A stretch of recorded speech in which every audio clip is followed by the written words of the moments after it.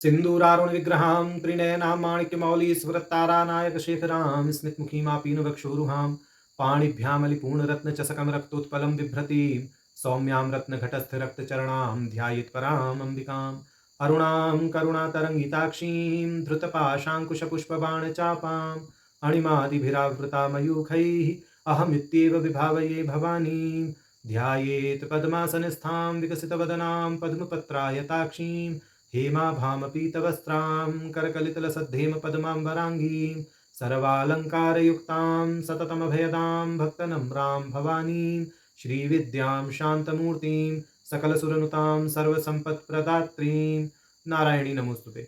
ललिता सहस्रनाम सौभाग्य भास्कर भाष्य की श्रृंखला में हम भगवती के 875वें नाम तक का भाष्य देख चुके थे। इस धारा में अब हमें पहले परिभाषा श्लोक 30वां परिभाषा श्लोक प्राप्त है। तदंतर हम 876 से 886 इन 11 नामों का भाष्य देखेंगे। तो पहले 30वां परिभाषा श्लोक देखते हैं। 30वां परिभाषा श्लोक है चतुरर्ध भवो देवो वदन विभेदम विभाग मार्गेण गौड़ तरंग मति खलु शंभोरवादम चरत्र्यंघ्रि। ये जो श्लोक है, परिभाषा श्लोक 30वां जो है, इसके माध्यम से 38 नामों का विभाजन किया गया है। नाम की दृष्टि से देखें तो निरामया से सर्वापद निवारणी इन 38 नामों का विभाग किया गया है। और नाम संख्या के आधार पर देखें तो 876 से 913वें नाम तक का विभाग इस 30वें श्लोक में किया गया है। तो इस 30वें श्लोक का जो माने विभाजन है, माने नाम का विभाजन इस 30वें श्लोक के माध्यम से जो कहा गया है, उसको बता करके अब 876 से 886वें नाम तक का पाठ करके उनका भाष्य देखते हैं। तो 876 से 886वें नाम तक का पाठ है। निरामया निरालंबा स्वात्मा रामा सुधा श्रुति संसार पंक निर्मग्न समुद्धरण पंडिता यज्ञ प्रिया यज्ञ करती यजमान स्वरूपिणी धर्माधारा धनाध्यक्षा धन धान्य विवर्धिनी। ये हमें अब 11 नाम प्राप्त हैं। तो इसमें 876वां नाम है निरामया। निरामया नाम का अर्थ है जो किसी भी प्रकार के रोगों से प्रभावित नहीं होती, या दूसरी दृष्टि से कहें तो सभी प्रकार के रोगों से मुक्त हैं, जो वह भगवती निरामया नाम से कही गई है। यहाँ ध्यान देने वाली बात यह है कि इस 876वें नाम से पहले का जो नाम आया 875वां त्रिपुर मालिनी, उस नाम के भाष्य में यह बताया गया त्रिपुर अर्थात स्थूल सूक्ष्म कारण शरीर, ये 3 पुर हैं। इन तीनों पुरों में क्रमशः व्याधि आदि और अविद्या नामक रोग रहते हैं। चूंकि भगवती इन तीनों पुरों को या तीनों शरीरों को, स्थूल सूक्ष्म कारण शरीरों को माला के रूप में धारण करती हैं, तो यहाँ यह शंका उत्पन्न हो सकती है सुकुमार मति के साधकों के मन में कि कहीं इन तीनों शरीरों में व्यापने वाले जो रोग हैं वो भगवती में तो नहीं व्याप जाते, माने आदि व्याधि अविद्या, तो उसका निराकरण करने की दृष्टि से निरामया नाम कहा गया है। तो भाष्यकार जी एक पंक्ति में भाष्य करते हुए कहते हैं निर्गता आमया रोगायया, माने वह त्रिपुर मालिनी होते हुए भी, स्थूल सूक्ष्म कारण शरीरों को धारण करते हुए भी, जिनमें व्याधि आदि अविद्या नामक रोग रहते हैं, तो ऐसे रोग भगवती में नहीं व्यापते। किसी भी प्रकार के रोग से भगवती को प्रभाव नहीं पड़ता, अर्थात भगवती सर्वथा सभी प्रकार के रोगों से मुक्त रहती हैं, इसलिए उनका नाम निरामया कहा गया है। तो इस प्रकार 876वें नाम का संक्षिप्त भाष्य भाष्यकार जी ने सौभाग्य भास्कर भाष्य में प्रस्तुत किया है। अब 877वां नाम है निरालंबा। निरालंबा नाम का शाब्दिक अर्थ है किसी प्रकार के आलंबन की जिसको आवश्यकता ना हो, वो निरालंब कहा जाता है तत्व। चूंकि भगवती स्त्रीलिंगवाचक यहाँ नाम है भगवती के कारण, तो यहाँ उसको निरालंबा कहा गया है। तो माने किसी भी प्रकार के आलंबन की जिनको आवश्यकता नहीं है, वह भगवती निरालंबा नाम से कही गई है। भाष्यकार जी कहते हैं सर्वालंबनस्य आलंबनांतर अयोगात निरालंबा, जो सबका आलंबन होता है उसको अन्य किसी आलंबन की आवश्यकता नहीं होती, इसलिए भगवती निरालंबा हैं, अर्थात भगवती सबका आलंबन है, सबको आधार प्रदान करती हैं, स्वयं सबका आधार हैं, इसलिए उनका कोई आधार नहीं है। अब आगे कह रहे हैं तथात्व अनवस्थापत्य है, यदि उन भगवती का भी, यानी जो सबका आलंबन है, उनका भी अगर हम आलंबन मान लें तब तो अनावस्था दोष हो जाएगा। कारण क्यों हो जाएगा कि जो सबका आलंबन है, अगर उसका भी कोई आलंबन होगा तो जिस आलंबन को हमने माना फिर तो उसका भी आलंबन मानना पड़ेगा। तो इस दृष्टि से आप जो है आलंबन पर आलंबन मानते चले जाइए, किसी स्थिति में पहुंचेंगे ही नहीं। तो इसलिए यहाँ पर कहा गया है कि जो निरालंबा भगवती हैं, जो निरालंब तत्व है, उसको अनवस्था दोष से बचने के लिए क्या करें, साच मूल क्षय कृत्य अनालंबत्वमेव साधयति, कि अगर हम मूल तत्व का भी आलंबन मान लेंगे तब अनवस्था दोष हो जाएगा, और जो वो मूल तत्व है उसकी तात्विकता का ही क्षय हो जाएगा। तो उस क्षय से बचने के लिए, या अर्थात अनावस्था दोष से भी बचने के लिए, जो परम तत्व है, जो मूल तत्व है, उसका अनालंबनत्व मानना ही उचित है। इस दृष्टि से यहाँ पर भाष्यकार जी ने स्पष्ट किया है कि जो भगवती हैं वह निरालंबा हैं, उनका अन्य कोई आलंबन नहीं है। अगर अन्य आलंबन मान लिया जाएगा तो उनकी जो तात्विकता है वह भंग हो जाएगी, इसलिए उनके किसी अन्य आलंबन को मानने की कोई आवश्यकता ही नहीं है, ऐसा यहाँ भाष्यकार जी स्पष्ट करते हैं। अब आगे कहते हैं 878वें नाम का भाष्य, स्वात्मा रामा। स्वात्मा रामा नाम का शाब्दिक अर्थ है स्वयं में ही रमण करती हैं जो, वह भगवती स्वात्मा रामा कही गई है। भाष्यकार जी भाष्य करते हुए कहते हैं स्वात्मनि एव आरामः क्रीडनम यस्याः, माने स्वात्मा स्वयं में ही क्रीड़ा करती हैं जो, वह भगवती क्या है, स्वात्मा रामा है, अर्थात जिनकी क्रीड़ा स्वयं में ही होती है, जो स्वयं में ही लीला विनोद करती हैं, वह भगवती स्वात्मा रामा कही गई हैं।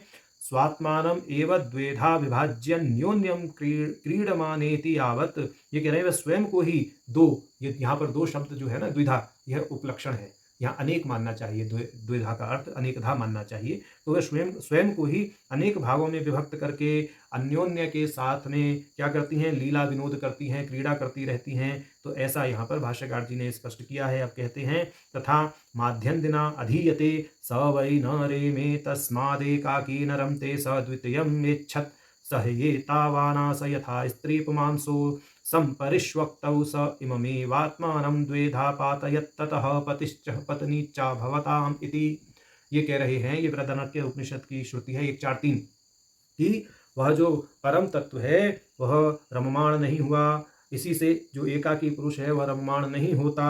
अब रममाण होने के लिए किसी दूसरे की आवश्यकता होती ही है, तो उस परम पुरुष ने दूसरे की इच्छा की। वह जिस प्रकार परस्पर आलिंगित स्त्री और पुरुष होते हैं वैसे ही परिमाण वाला हो गया। अपनी इच्छा के बल पर उसने अपने देह को ही दो भागों में विभक्त कर डाला, उससे पति और पत्नी हुए। इस प्रकार यह स्वात्मा रामता की क्रीड़ा का वर्णन किया गया है। यह उपलक्षण की दृष्टि से वर्णन किया गया है। जगत और ब्रह्म इनके परस्पर संबंध को यहाँ बताया गया है माया के बल पर। तो यहाँ पर जो स्वात्मा रामता है, जो भगवती की स्वात्मा रामता कही जा रही है, वह इस दृष्टि से कही जा रही है कि भगवती दो अथवा अनेक रूपों में विभक्त होकर के अपने ही रूपों से, वो जो जितने भी रूप अभिव्यक्त होते हैं, भगवती की इच्छा के बल पर जो विभाजन होता है परम तत्व का, ऐसा जो शास्त्रीय दृष्टि से कहा जाता है, वह भगवती से अभिन्न है। इसीलिए यहाँ पर स्वात्मा रामा कहा गया है, माने जगत के कण कण में जो भगवती तत्व व्याप्त है वह भगवती की स्वात्मा रामता ही है, ऐसा समझना चाहिए। कहने का तात्पर्य यह है। अब आगे कह रहे हैं दूसरी दृष्टि से स्वात्मा रामा नाम का भाष्य करते हैं, स्वात्मैवारामः कृत्रिम वन रूपम विचित्रम जगतस्या इति वा। अब उसी बात को यहाँ और स्पष्ट रूप से कह रहे हैं, स्वात्मा ही है कृत्रिम वन रूपी यह विचित्र जगत, अर्थात भगवती से अभिन्न यह जो आराम, आराम का अर्थ यहाँ विचित्र जगत करा गया है। तो भगवती से अभिन्न यह जो आराम विचित्र जगत है, वह स्वात्मा रामा भगवती यहाँ पर कही गई हैं। क्यों? क्योंकि जगत के निर्माण और संहार काल में, आगे भाष्यकार जी कह रहे हैं, जगत निर्माण संहार कालयो हो स्वात्म मात्र अवशेषात, क्योंकि जगत के निर्माण और संहार काल में वह स्वात्म मात्र ही अवशिष्ट रहती हैं। तो इस दृष्टि से जो कृत्रिम वन रूपी विचित्र जगत है भगवती से अभिन्न है, उन्हीं में समा जाता है, उन्हीं से उत्पन्न होता है। तो यह सब भगवती की स्वात्मा रामता ही है। इस जगत की सृष्टि, पालन, संहार, अनुग्रह, निग्रह, यह सब भगवती की स्वात्मा रामता ही है। तो भगवती इस प्रकार का ये स्वात्मा रामता का जो लीला विनोद करती हैं, उनको इसी लीला विनोद के आधार पर स्वात्मा रामा कहा गया है। अब आगे कह रहे हैं तथाश्च वायु पुराणे, बोले भाई वायु पुराण में इसका प्रमाण भी है। एकस्तु प्रभु शक्त्या वै बहुधा भवतीश्वरः भूत्वा यस्माच्च बहुधा भवत्येकः पुनस्तु सः। ये कह रहे हैं ईश्वर अपनी प्रभु शक्ति से एक से अनेक हो जाते हैं और पुनः अनेक से वह एक हो जाते हैं, यही उनकी स्वात्मा रामता है। भगवती भी अपने बल पर, अपनी ही शक्ति के बल पर जगत के रूप में अभिव्यक्त हो जाती हैं, सृष्टि कर देती हैं, संहार काल में जगत को अपने अंदर लय कर लेती हैं। जगत उनसे अभिन्न है, सृष्टि दशा में भी अभिन्न रहता है, प्रलय दशा में भी अभिन्न रहता है। यही भगवती की स्वात्मा रामता है, इसलिए भगवती को स्वात्मा रामा कहा गया है। ऐसा अब नई दृष्टि से भाष्य कर रहे हैं स्वात्मा रामा नाम का। कह रहे हैं स्वयं आत्मीयं जगच्च आत्मा ब्रह्म च अनयोरारामः क्रीडनं विहरणं वृत्तित्वं यस्या इति वा। ये कह रहे हैं स्व का अर्थ है जगत और आत्मा का अर्थ है ब्रह्म। तो जगत और ब्रह्म इन दोनों में विहरण करने की वृत्ति जिनकी है, अर्थात जो जगत और ब्रह्म रूपता की क्रीड़ा करती रहती हैं, मानी जो जगत भी हैं और ब्रह्म भी हैं, वह भगवती हैं स्वात्मा रामा। अब कहते हैं तदुक्तम मार्कंडेय पुराणे, मार्कंडेय पुराण में इसका प्रमाण है। क्या है? त्वमक्षरं परमं देवी यच्च सर्वं प्रतिष्ठितम् अक्षरं ब्रह्म परमं जगच्चेतदक्षरात्मकं दारुण्यवस्थितो वह्निर्भौमाश्च परमाणवः तथा त्वयि स्थितं ब्रह्म जगच्चेदमशेषतः। तो यहाँ कहा कि आप ही अक्षर और परम हैं, सभी आप में हैं, आप ही अक्षर ब्रह्म हैं, आप ही पर ब्रह्म हैं तथा अविनाशी हैं। ब्रह्मांड क्या है? विनाशी है, ब्रह्मांड का विनाश होता है और आप अविनाशी तत्व हैं। जिस प्रकार काष्ठ में अग्नि रहती है और धरती में परमाणु रहते हैं, उसी प्रकार आप में ही ब्रह्म और जगत अशेष रूप से स्थित हैं। यहाँ ब्रह्म का अर्थ ऐसा नहीं समझ लेना चाहिए कि ब्रह्म का अधिष्ठान भगवती है, ब्रह्म और भगवती में अभेद है, ऐसा समझना चाहिए। ठीक है। और ये जगत का अधिष्ठान तो भगवती है ही, क्योंकि जगत तो माने पूर्ण रूपेण शक्ति का ही विलास है, परंतु ब्रह्म में और शक्ति में, यानी ब्रह्म में और ब्रह्म की शक्ति में नितांत अभेद है, ऐसा मानना चाहिए। अब आगे कहते हैं 879वां नाम सुधा श्रुति ही। सुधा श्रुति ही अर्थात अमृत का श्रावण करती हैं जो, माने अमृत को बरसाती हैं जो, वह भगवती सुधा श्रुति ही नाम से कही गई हैं। कह रहे हैं भाष्यकार जी, सुधायाः सहस्रारकर्णिका चंद्रगतायाः श्रुति ही श्रवणम यया कुंडलिन्या सा। ये कह रहे हैं कि सहस्रार की कर्णिका के मध्य भाग में जो चंद्रमा के, गोल चंद्रमा के आकार का माने स्थान है, वहां से सुधा अर्थात अमृत का स्राव होता है। सहस्रार की कर्णिकाओं में चंद्रमा के आकार का जो क्षेत्र है, वहां से कुल रस या कुल सुधा या कुलामृत का स्राव होता है। यह अमृत कुंडलिनी भगवती के कृपा प्रसाद से ही श्रावित होता है, अर्थात जब कुंडलिनी मूलाधार से उठ करके सहस्रार में स्थित शिव तत्व के साथ में एकीभूत हो जाती हैं, तो वह माने शिव शक्ति युगल आनंदित होते हैं और उस आनंद से जो रसस्राव होता है वह कुलामृत कहलाता है और उस कुलामृत से साधक का संपूर्ण शरीर अपलिप्त हो जाता है। तो यहाँ कहा जा रहा है कि इस प्रकार की सुधा का श्राव जो करती हैं, सुधा का श्रावण जो करती हैं, वह भगवती सुधा श्रुति ही नाम से कही गई हैं। अब आगे कहते हैं सुधायाः श्रुतिरेव वा, सुधा की धारा ही हैं जो, माने ये जो अमृत धारा बरसती है कुंडलिनी से, माने सहस्रार की कर्णिका से, वह साक्षात अमृत धारा जो है या सुधा की धारा जो है वह भगवती ही है। सुधायाः श्रुति ही एव वा, माने वो जो सुधा की धारा है भगवती से अभिन्न है। अब आगे कहते हैं डाकिन्यादि मंडलान्याप्यायन्ती सा क्रियेव भगवतीत्यर्थः। कह रहे हैं कि ये जो सुधा की धारा है, जो अमृत रस बरसता है सहस्रार से, उससे क्या होता है कि जो डाकिनी आदि मंडल चक्र हैं वह इस धारा से, अमृत धारा से आप्लिप्त होते हैं, संतृप्त हो जाते हैं और भगवती जो कुंडलिनी है वह साक्षात क्रिया बन जाती हैं, क्रिया शक्ति बन जाती हैं। ये पहले हम बता चुके हैं, डाकनी, हकनी, साकनी, राकनी, काकनी, लाकनी, ये जो है सब भिन्न भिन्न चक्रों में स्थित योगिनियां हैं। और जो सुधा श्रावित होती है सहस्रार से, वह समस्त चक्रों को आप्लावित कर देती है। तो उस दृष्टि से यहाँ पर कहा गया है कि उस सुधा रस से, उस अमृत से जो समस्त चक्र हैं वह आप्लावित हो जाते हैं, संतृप्त हो जाते हैं और जो भगवती हैं वह साक्षात क्रिया शक्ति में परिणत हो जाती हैं। और यह क्रिया लौकिक क्रिया नहीं है, यह क्रिया कुंडलिनी की गति है, यह समझना चाहिए। ठीक है। अब आगे दूसरी दृष्टि से भाष्य करते हुए कहते हैं यद्वा प्रसिद्ध चंद्रमंडलात वहनी ही अव्याधि तृप्ति जनिका पीयूष वृष्टि ही एशेविति। अब ये कह रहे हैं कि सुधाश्रुति का अर्थ है अमृत की उस धारा से जो चंद्रमंडल से निःसृत होकर सूर्य और अग्नि को तृप्त करती है। वायु पुराण का यहाँ प्रमाण देते हुए कह रहे हैं दशभिः पंचभिश्चैव सुधामृत परिस्रवैः कृष्ण पक्षे सदा पीत्वा जायन्ते पीवराः सुराः तत्सर्वं शांभवी माया। तो ये कह रहे हैं कि जो शांभवी माया है, उस शांभवी माया के बल पर कृष्ण पक्ष में जो चंद्रमा से सुधा की 15 धाराएं प्रवाहित होती हैं, माने शांभवी माया के बल पर कृष्ण पक्ष में चंद्रमा की जो 15 कलाएं हैं, उन 15 कलाओं से जो धाराएं निकलती हैं, अमृत की जो धाराएं निकलती हैं, उन धाराओं को पीकर देवगण क्या हो गए हैं, पुष्ट हो जाते हैं। तो ये अमृत की धारा साक्षात भगवती का ही स्वरूप है, ऐसा भाष्यकार जी ने स्पष्ट किया है। ठीक। अब ज्ञानार्णव तंत्र की दृष्टि से भाष्य कर रहे हैं भाष्यकार सुधाश्रुति नाम का। ज्ञानार्णवे शक्ति बीज साधने स्रवत पीयूष धाराभिर्वर्षन्ति विषहारणीम इति यद ध्यानमुक्तम त्रादश रूपवती वा। कि ज्ञानार्णव तंत्र के अंतर्गत शक्ति बीज साधन प्रकरण में अमृत धारा की वर्षा के रूप में अभिव्यक्त होने वाली जिस विषहारणी पराशक्ति का ध्यान बताया गया है, वह पराशक्ति का स्वरूप भगवती से अभिन्न है। वह पराशक्ति साक्षात भगवती ललिता ही हैं। इसलिए यहाँ भगवती का नाम जो है सुधा श्रुति कहा गया है। किसके आधार पर? ज्ञानार्णव तंत्र के अंदर जो बताया, स्रवत पीयूष धारा अभिवर्षंती विषहारणी, ऐसे पूरा श्लोक बता देते हैं। ज्ञानार्णव तंत्र के 19वें पटल में 29 से और 31वें श्लोक, माने 19वें पटल का 29 से 31वां, ये 3 श्लोक हैं। सृष्टि संहार पर्यंतम शरीरे चिंतयेत् पराम श्रवती पीयूष धाराभिर्वर्षन्तीं विषहारणी हेम प्रभा भासमानां विद्युत निकर सुप्रभां स्फुरच्चंद्रकलापूर्णः कलशं वरदाभयौ ज्ञानमुद्राश्च दधतीं साक्षात् अमृतरूपिणीं ध्यायन् विषं हरेन्मन्त्री नानाकारव्यवस्थितम्।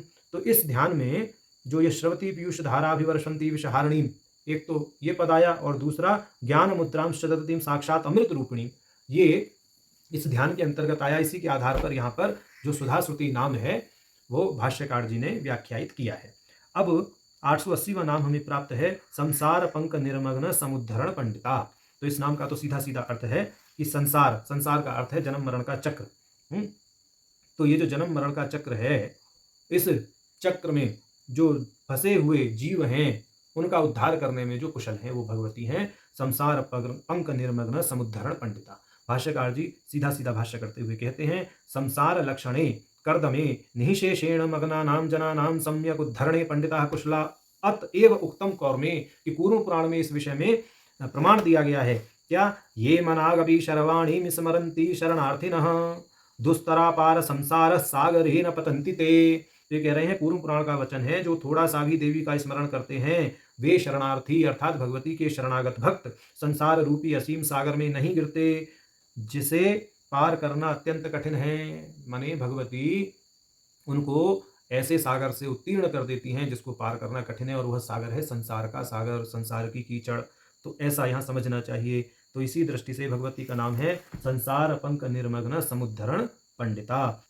अब इस धारा में हमें 881वां नाम प्राप्त है यज्ञ प्रिया। यज्ञ प्रिया नाम का शाब्दिक अर्थ है जिन्हें होम तथा यज्ञ प्रिय हैं।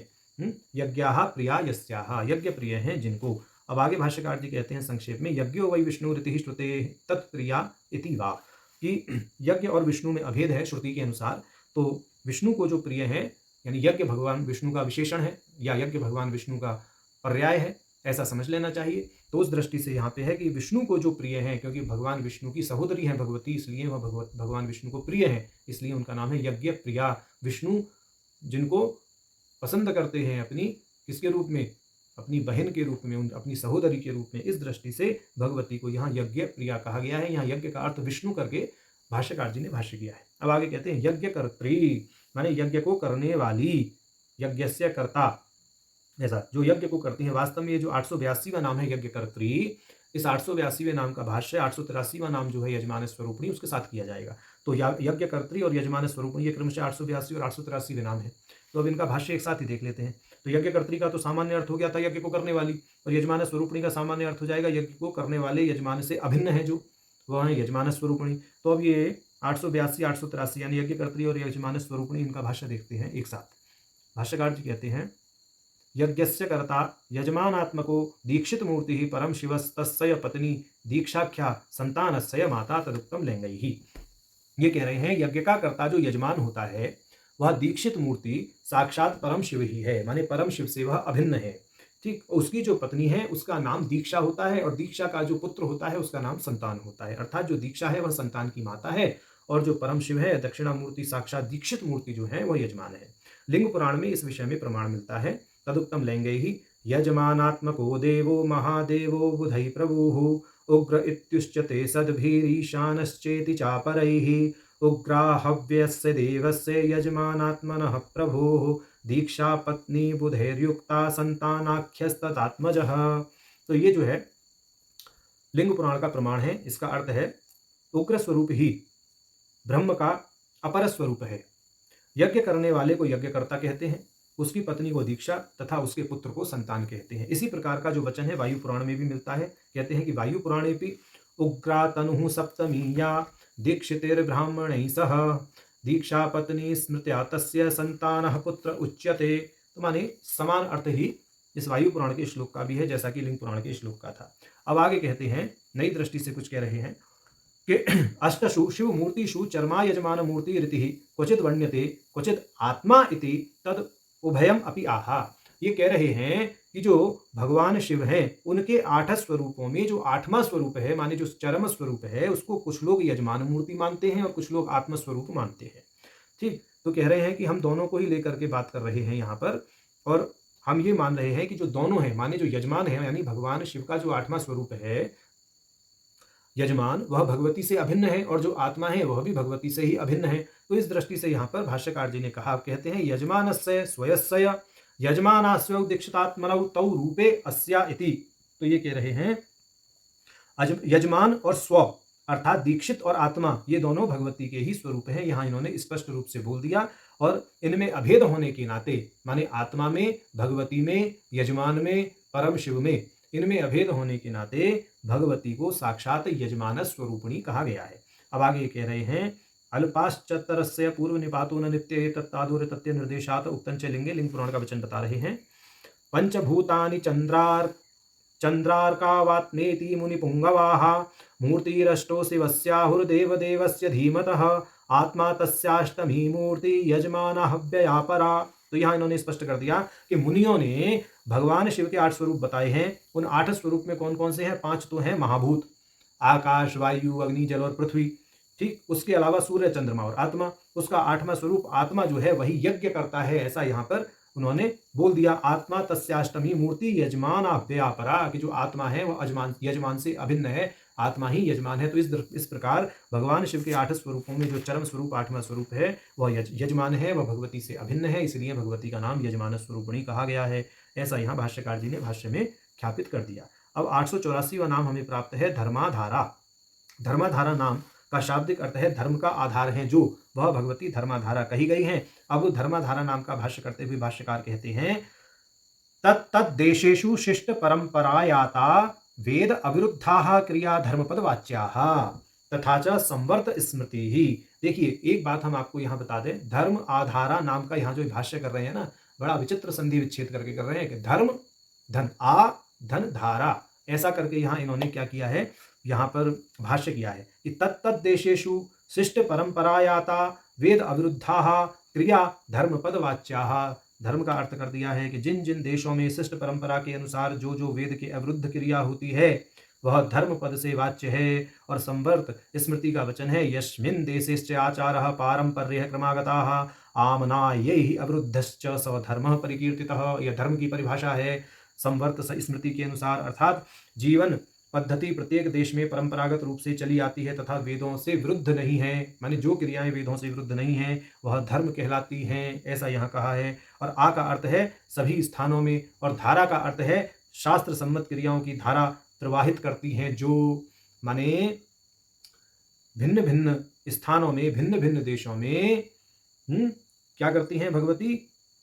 शास्त्र सम्मत धारा का प्रवाह करती हैं, इसलिए भगवती धर्माधारा कही गई हैं, ऐसा यहाँ भाष्यकार जी ने स्पष्ट किया है। अब नई दृष्टि से भाष्य करते हुए कहते हैं धर्म आधारो यस्यावा धर्मे तिष्ठति इत्युच्चारात्, कि धर्म ही आधार है जिनका वह है धर्माधारा। ईश्वर धर्म में प्रतिष्ठित है, ऐसा उपचार होने के नाते धर्म उनका आधार है। श्रुति है इस विषय में धर्मे सर्वम प्रतिष्ठितम इति श्रुते है, कि ऐसा श्रुति भी कहती है कि धर्म में सब कुछ प्रतिष्ठित है। अब नई दृष्टि से भाष्य कर रहे हैं धर्म आधारो यया वा, कि जिसके द्वारा धर्म को आधार दिया जाता है वह भगवती धर्माधारा कही गई हैं। जो धर्म को आधार प्रदान करते हैं, जिनके द्वारा धर्म प्रतिष्ठित रहता है, वह धर्माधारा हैं, ऐसा समझना चाहिए। अब 885वां नाम है धनाध्यक्षा, धन की स्वामिनी है जो, अर्थात धर्म 885वां नाम धनाध्यक्षा, धन की स्वामिनी है जो, अर्थात धन की अध्यक्षता करती हैं जो लक्ष्मी, ऐसा समझना चाहिए। धनस्याध्यक्षा स्वामिनी उपास्यो उपासकयोः अभेदात् कुबेर रूपा। ये कह रहे हैं उपास्य और उपासक, उपास्य कौन है? भगवती लक्ष्मी, और उपासक कौन है? कुबेर। इन दोनों में अभेद होने के नाते जो कुबेर है वह भी भगवती का ही स्वरूप है। तो यहाँ पर ऐसा भी भाष्यकार जी ने स्पष्ट कर दिया कि जो धनाध्यक्ष हैं वह कुबेर भगवती के स्वरूप से अभिन्न है, कुबेर रूपा है जो धनाध्यक्षा, ऐसा यहाँ पर भाष्यकार जी भाष्य कर रहे हैं। अब 886वां नाम है धन धान्य विवर्धनी।